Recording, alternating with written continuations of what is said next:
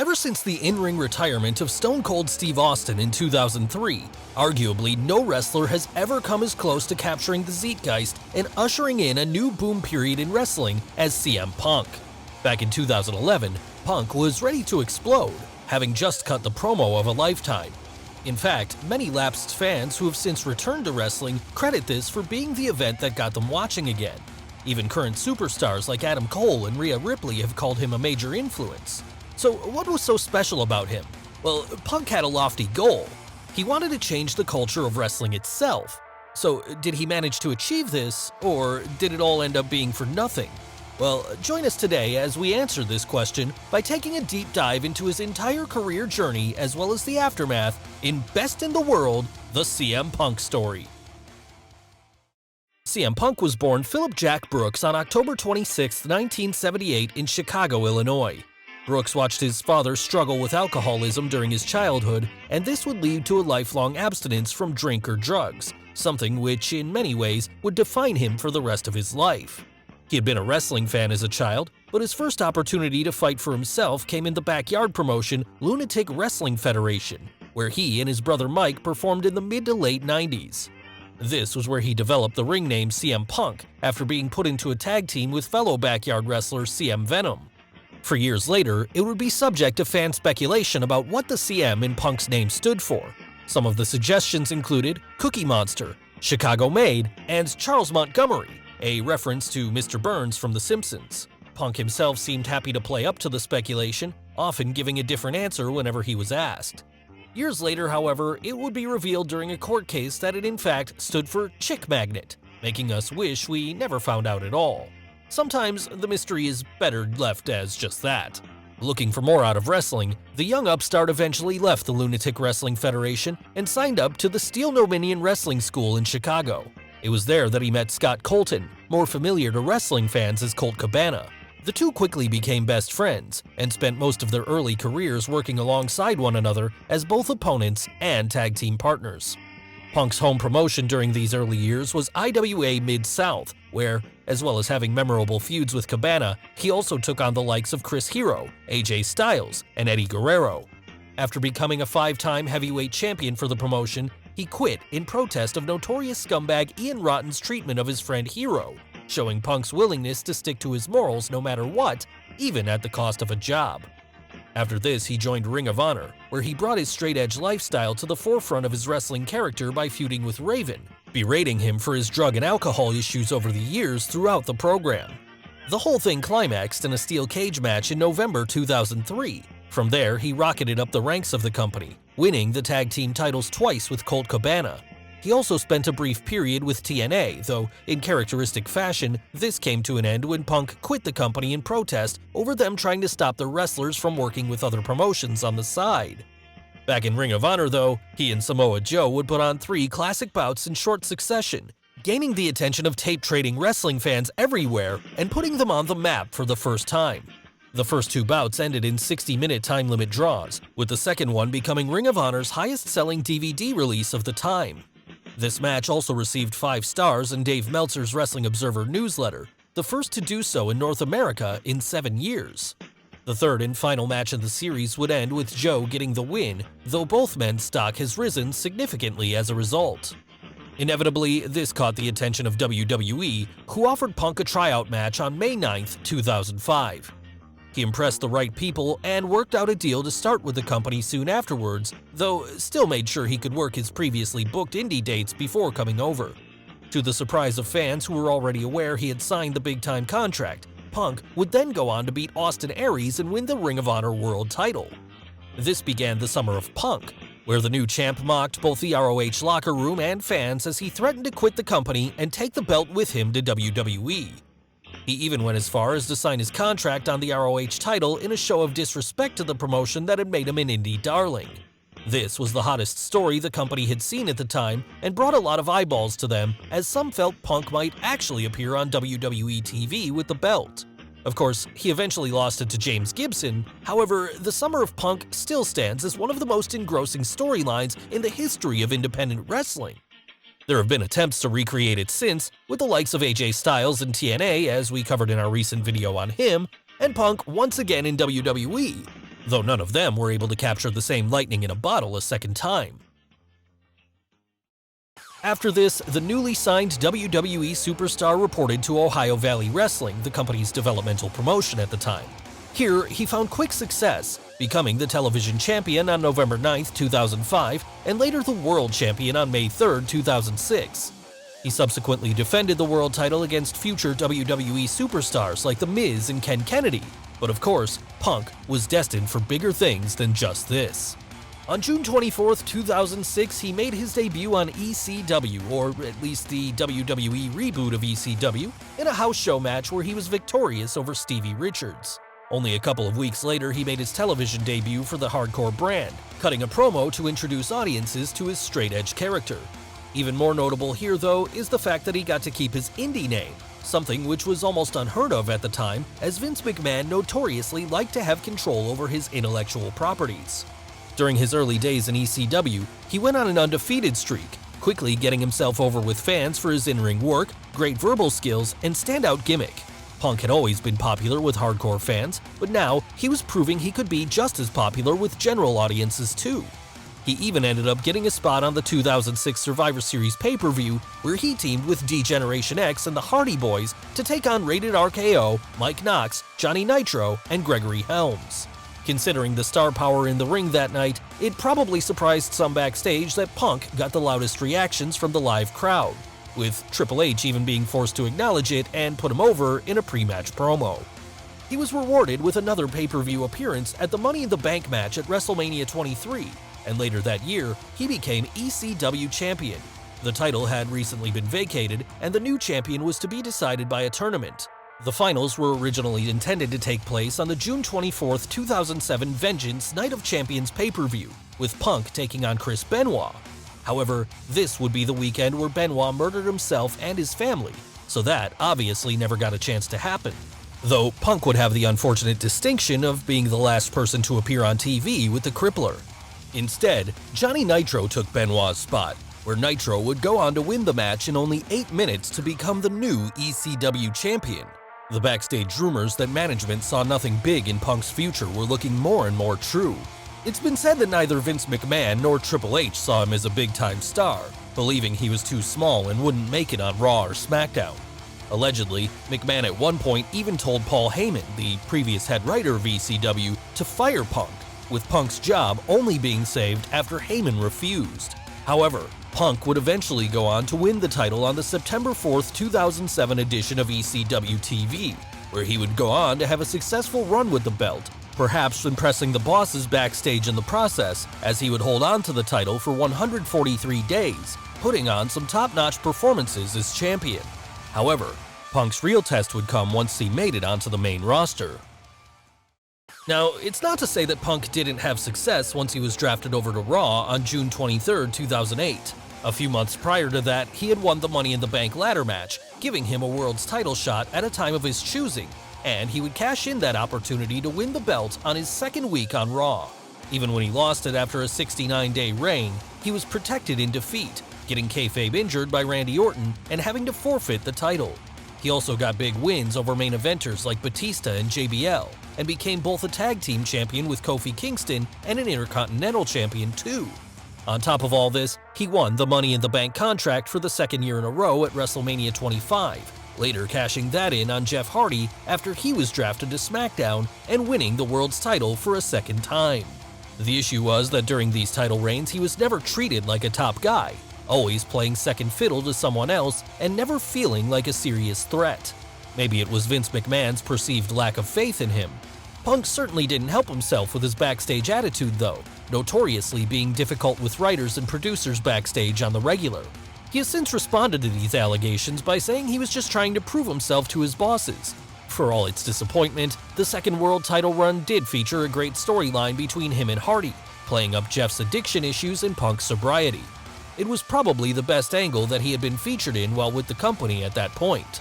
He would get an even better program to sink his teeth into, however, when, after losing the world's title to The Undertaker, he formed the Straight Edge Society on November 27, 2009, a group of holier-than-thou straight edge wrestlers whose ranks also included Luke Gallows and current NWA Women's Champion Serena Deeb. As part of this gimmick, Punk took to regularly preaching his superior lifestyle to the audience, even memorably holding a sermon during the 2010 Royal Rumble match. After this, he feuded with Rey Mysterio, a program that ended at that year's Over the Limit pay-per-view, where as per the stipulation, a losing Punk had to shave his head.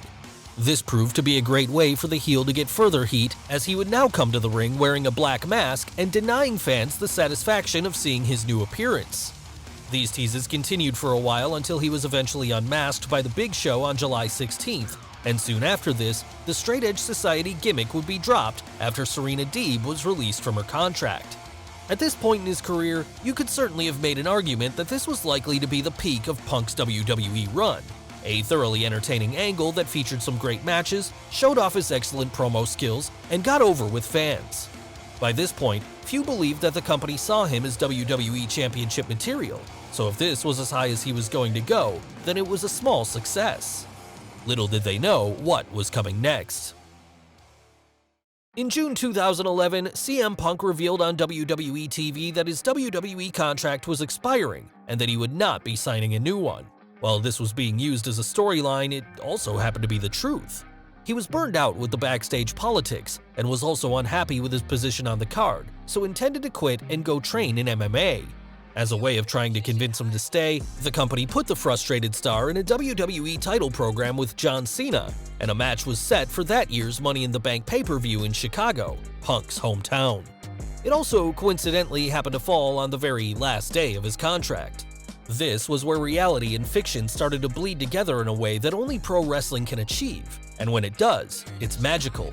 On the June 27th edition of Raw, Punk attacked Cena, then walked up the ramp and sat down cross-legged with a mic in his hands. From there, he cut his now iconic pipe bomb promo, shattering the fourth wall and lambasting the company's backstage politics that had caused him to quit. He called out The Rock for returning and taking a WrestleMania main event spot away from other performers. He raged over the hypocrisy of the company's anti-bullying campaign. He referenced Ring of Honor, Colt Cabana, and New Japan Pro Wrestling.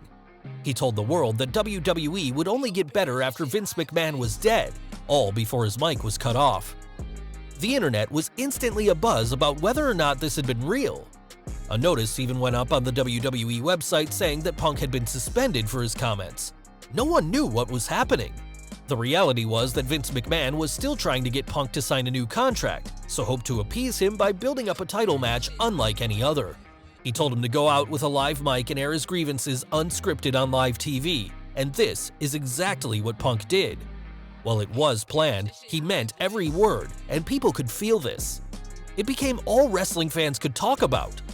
In the space of one promo, he had become the biggest star in wrestling, and now his upcoming title match with John Cena at Money in the Bank, which would once again go ahead after Cena's storyline convinced McMahon to reinstate Punk, became the biggest event the company had promoted in years. He returned from his storyline suspension to tell everyone that he had still not signed a new contract, which in reality he had not, and that he was going to win the title and abscond with it, effectively recreating his Summer of Punk story from years before, except now on a far bigger stage. What made this whole thing so special was that there was just enough reality injected into the situation that at times you genuinely couldn't tell what was real and what wasn't. At Money in the Bank, in front of a hometown crowd, CM Punk came out to an electric crowd reaction. And as he sat in the ring and soaked in the adoration, Cena came out to absolutely nuclear heat. The commentary team informed us that Punk had still not signed a new contract, and as far as the audience knew, he really hadn't. No one had any idea what was going to happen. When Punk pinned Cena to win the WWE title after 34 minutes, the roof blew off the place. McMahon immediately got a headset at ringside and ordered Alberto Del Rio to come out and cash in his Money in the Bank contract before Punk could leave, but it was no good. He laid Del Rio out and then left through the crowd, blowing Vince a kiss goodbye on the way. It was masterful. This whole story, from pipe bomb to title win, is arguably the best thing WWE have done over the last 20 years, and the match itself received 5 stars in Dave Meltzer's Wrestling Observer newsletter, the first WWE match to do so since 1997, and the second time Punk would get that accolade. The reality was that he had signed a new contract, though negotiations were still ongoing as the show went on the air that night. After the match, people were buzzing, and many lapsed fans found themselves interested again for the first time in years. There was even talk that this story could trigger a new boom period. Punk was white hot and on the verge of capturing the cultural zeitgeist the same way Steve Austin had over a decade before. People wondered where he would go with the belt, hoping for him to play out the story for months, showing up at indie shows and proclaiming himself to be the real WWE champion. It should also be noted that this was the period when John Cena almost turned heel to build up to his upcoming WrestleMania match with The Rock, even going as far as to get new gear made before the idea was nixed. Just think, there's an alternative universe out there where Cena had a Hulk Hogan-level heel turn and CM Punk became the new Steve Austin tier babyface, returning to the company to reclaim his spot after months of making random appearances elsewhere, and skyrocketing the company back to levels of popularity it had been basking in during the late 90s. Unfortunately, this isn't what happened. Punk came back 3 weeks later, lost the title to a Money in the Bank cash-in from Alberto Del Rio at SummerSlam, then got stuck in a dead-end feud with Kevin Nash and Triple H, where the game bafflingly beat him, killing much of Punk's heat in the process. By the time he did get the belt back at that year's Survivor Series, it was too late. WWE had been handed a once-in-a-generation opportunity and had squandered it. Punk was still a star, of course, but he should have been a supernova, and this would fester in the back of his mind up until the point where he would walk out of the company a few years later. This didn't happen quite yet, though. He would go on a legendary 334-day run as WWE champion, having great title defenses against the likes of Chris Jericho and Daniel Bryan. The title reign lasted so long, in fact, that he even turned heel and picked up Paul Heyman as a manager during it.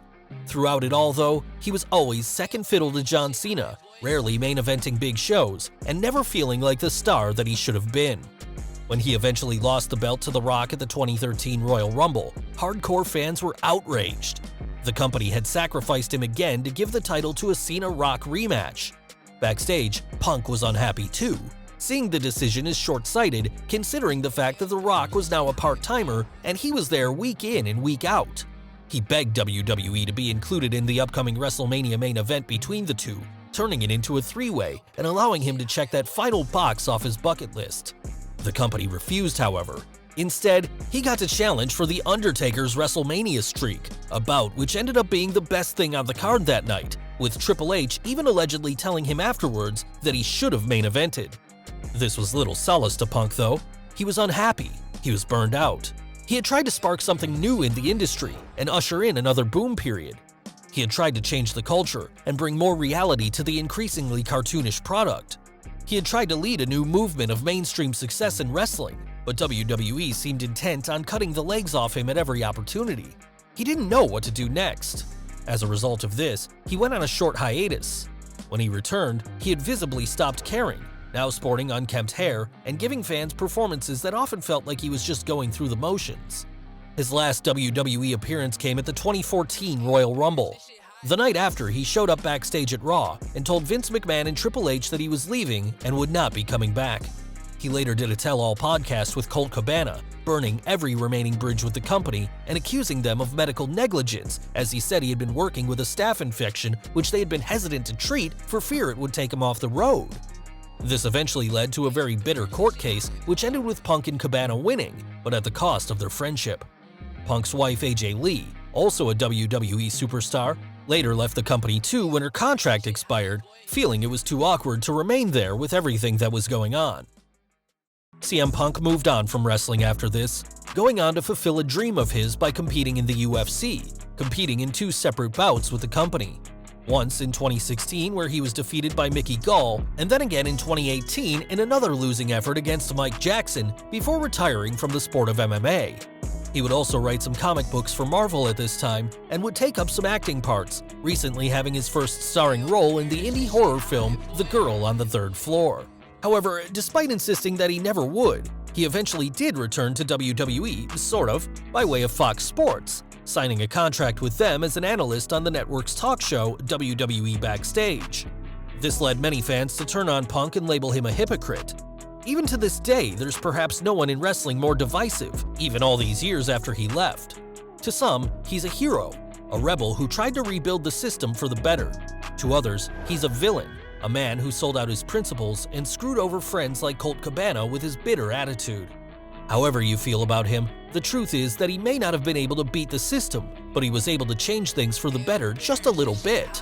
When he walked out on the company, it forced him to rethink that year's WrestleMania plans. This eventually led to Daniel Bryan's now iconic title win. Had Punk not walked, the reality is that this probably would have never happened. His post-exit podcast also highlighted the independent contractor status WWE wrestlers have, not entitling them to healthcare.